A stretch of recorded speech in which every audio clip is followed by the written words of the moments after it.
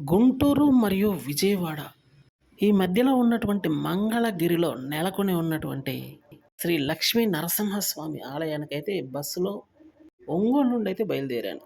First Ongole bus stand నుండి Guntur bus స్టాండ్‌కి అయితే వెళ్ళాల్సి ఉంటుంది. గుంటూరు బస్ స్టాండ్ నుండి మంగళగిరి బస్ స్టాండ్‌కి వెళ్ళాల్సి ఉంటుంది. కరెక్ట్‌గా బస్ స్టాండ్‌కి ఎందుకెళ్ళాలంటే అక్కడి నుంచి అయితే మనకు రూట్ చాలా క్లియర్‌గా ఉంటుంది.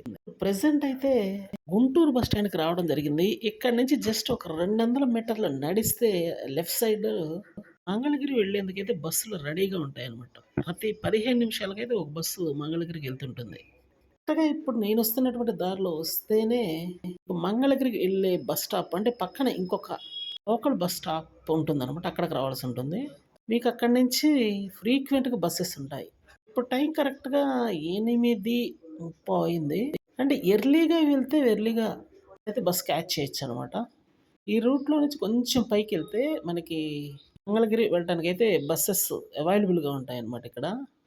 ఓన్ వెహికల్స్‌లో వెళ్ళే వాళ్ళకైతే చెప్పాల్సిన అవసరమే లేదు. ఎలాగో రోడ్ మ్యాప్ పెట్టుకుంటారో మ్యాప్స్‌లో చూసుకొని వెళ్ళిపోవచ్చనమాట. బస్సెస్‌లో వెళ్ళే వాళ్ళకి ఇది కన్వీనియంట్‌గా ఉంటుంది. ఇక్కడైతే మంగళగిరి బస్సయితే ఎక్కాము. జస్ట్ 35 మినిట్స్ జర్నీ ఉంటుందనమాట. కరెక్ట్‌గా మంగళగిరి బస్ స్టాండ్ ఎదురుగానే శ్రీ లక్ష్మీ నరసింహస్వామి ఆలయానికి వెళ్ళే రోడ్డు జస్ట్ ఒక 2 కిలోమీటర్స్ మాత్రమే ఉంటుంది. కొండ పైన ఒక ఆలయం ఉంటుంది. కొండ కింద మరో ఆలయం ఉంటుంది. టిఫిన్ చేసి వెళ్ళడం అనేది జనరల్‌గా బస్సెస్‌లో వచ్చిన వాళ్ళు చేస్తున్నటువంటి ఫస్ట్ ప్రియారిటీ అనమాట. అయితే ఇక్కడ ఇడ్లీ అయితే చాలా బావుంది. అలానే హోటల్ కూడా చాలా నీట్‌నెస్‌గా ఉందనే చెప్పాలి. ఇక్కడ ఫుడ్ ఖచ్చితంగా ప్రిఫర్ చేయొచ్చు. ఇందులో డౌటే లేదు. అంత అద్భుతంగా ఉండిందనమాట. ఇటు సాంబార్ గానీ, ఇడ్లీ గానీ, లేతే ఈ చట్నీస్ గానీ, ఈ హోటల్‌లో తిన్న టోటల్ ఐటెమ్స్ అయితే చాలా బావున్నాయి. తర్వాత ఆటో ఒకటి తీసుకొని డైరెక్ట్ కొండ మీదకైతే స్టార్ట్ అయ్యాము. బస్సులో వచ్చే వాళ్ళకి మాత్రం ఇదొక ఫ్లెక్సిబిలిటీ రూట్ అనే చెప్పాలనమాట. కొంతమందయితే నడిచి కూడా ఎళ్తారు. ఇది బస్ స్టాండ్ నుండి. కానీ దానికన్నా ఇది బెటర్.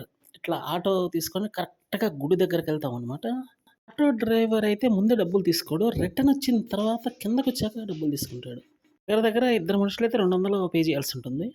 మామూలుగా పెద్ద ఆటోలో అయితే ఒక 600 అయితే తీసుకుంటారు. దగ్గర దగ్గర 7 మెంబర్స్‌ని ఎక్కించుకుంటాడు.